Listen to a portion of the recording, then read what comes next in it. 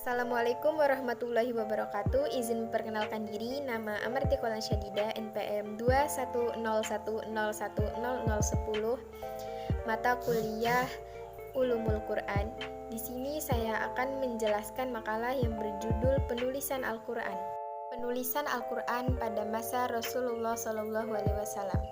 Ringkasan sejak wahyu manusia pertama, Al-Quran dapat ditulis ulang dan dilestarikan sampai masa jabatan Rasulullah saat ini. Proses bersejarah ini menunjukkan penulisan Al-Quran di era Rasulullah. Menurut sejarah, pada masa awal Islam, orang-orang Arab yang Al-Qurannya diturunkan adalah salah satu yang buta huruf. Namun hanya sedikit saja orang-orang yang bisa menulis Al-Quran dengan baik dan benar.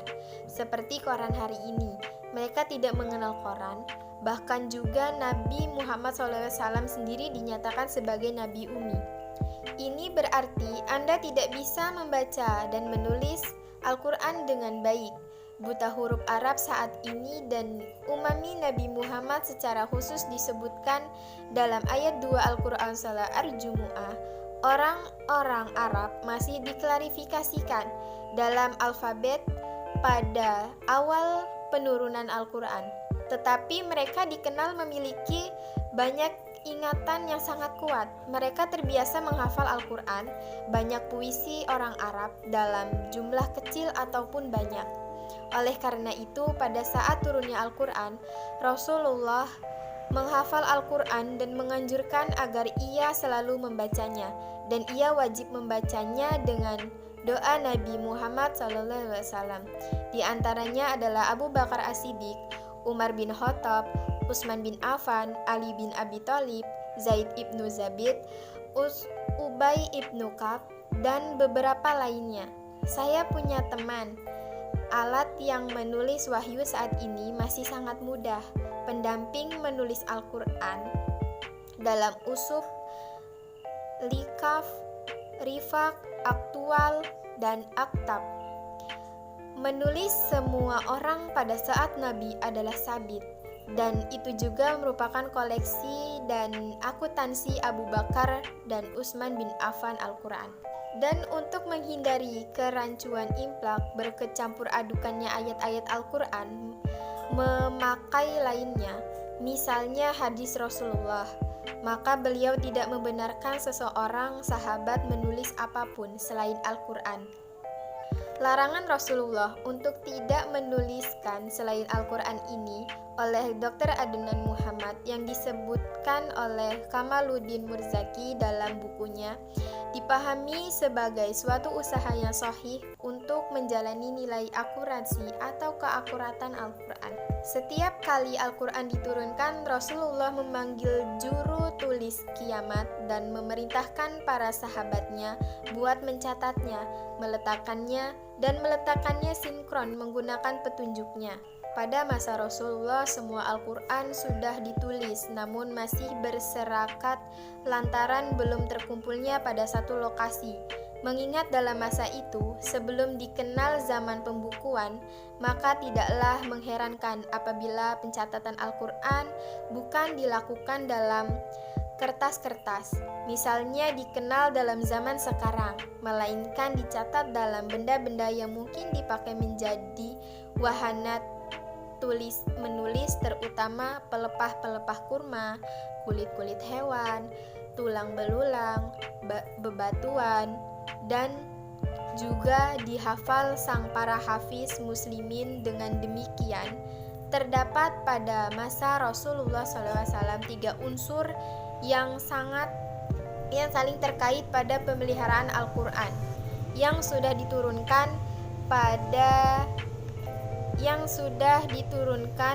yaitu hafalan menurut mereka yang hafal Al-Quran, naskah-naskah yang pada tulis buat Nabi, dan naskah-naskah yang pada tulis sang mereka masing-masing.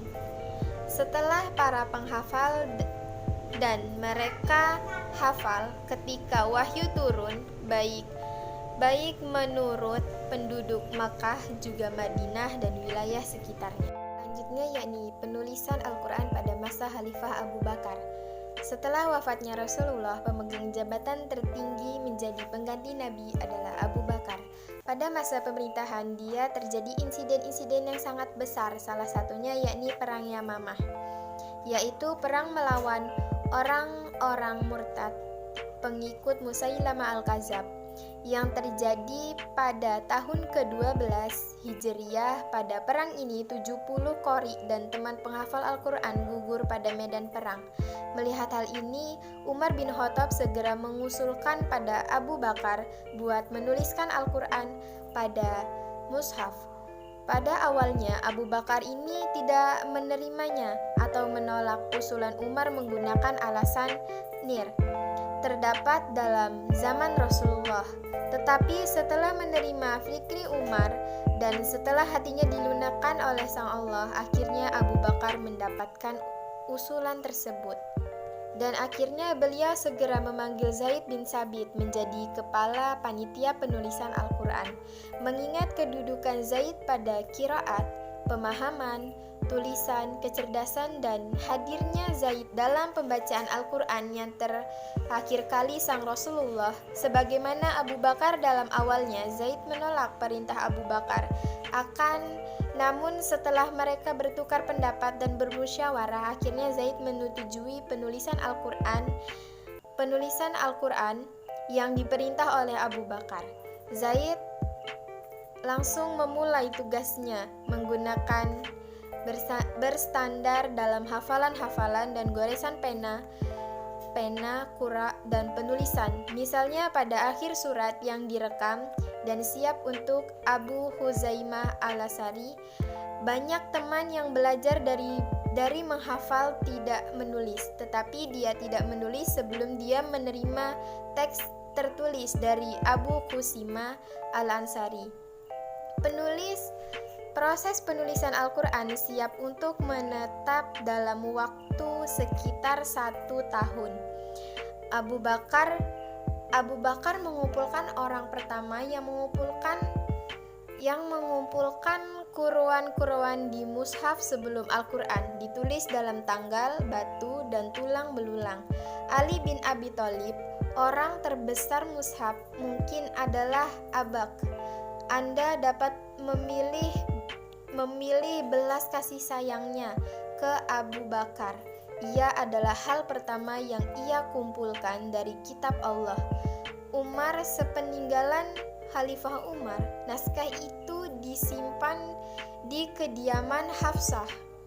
Hal ini menimbulkan pertanyaan besar, mengapa Utsman, Khalifah pengganti Umar, tidak dipertahankan? Jawabannya, sebelum kematiannya Umar berkonsultasi dengan 6 rekannya dan menyerahkan naskah kepadanya. Ketika Umar melaporkan kesalahan salah seorang sahabatnya kepada tafsir, Umar keliru berdiri di samping sahabatnya. Jadi mushaf di samping oleh Masfa karena dia adalah istri Nabi dan penghafal Al-Quran secara keseluruhan. Yang selanjutnya yakni zaman Khalifah Utsman bin Affan. Zaman Khalifah Utsman bin Affan, tulisan Al-Quran Abu Bakar pertama kali mengumpulkan Al-Quran pada zaman Utsman bin Affan.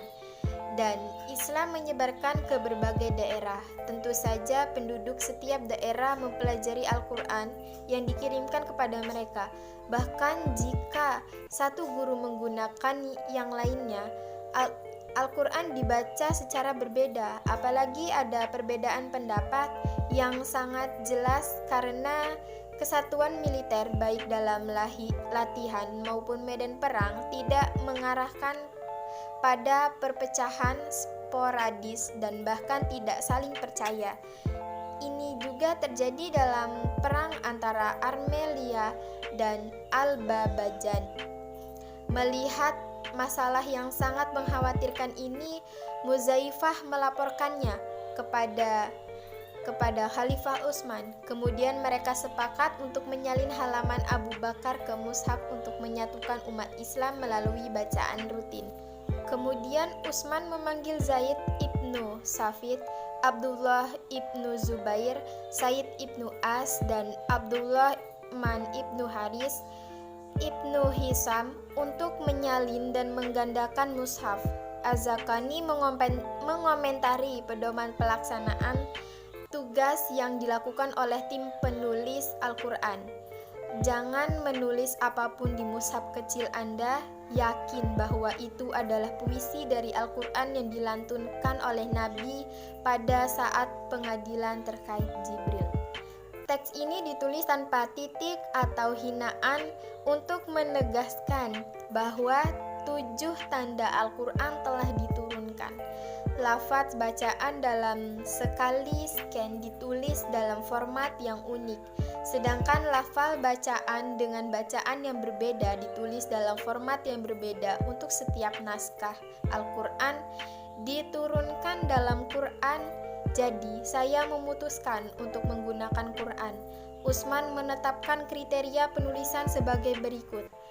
Narasi O harus mutawatir, bukan hari Minggu. O mengabaikan kitab suci yang dibaca dalam teks dan menganggap bahwa kitab suci sebelumnya diabaikan. Kitab suci yang dibaca dalam teks menganggap bahwa kitab suci sebelumnya dibacakan pada saat-saat terakhir sebelum Nabi. Misalnya, struktur karakter saat ini tidak mendukung penggunaan waktu Abu Bakar. Utsman bin Affan menyatakan bahwa naskah yang didistribusikan memenuhi persyaratan sebagai berikut. Yang tidak tertulis dari cerita hari Minggu pastilah mutawatir. Al-Mahmud Muhammad. Kronologi surat dan puisi yang dikenal saat ini tidak cocok dengan penggunaan manuskrip Abu Bakar. Komposisinya tidak sesuai dengan naskah Utsman bin Affan.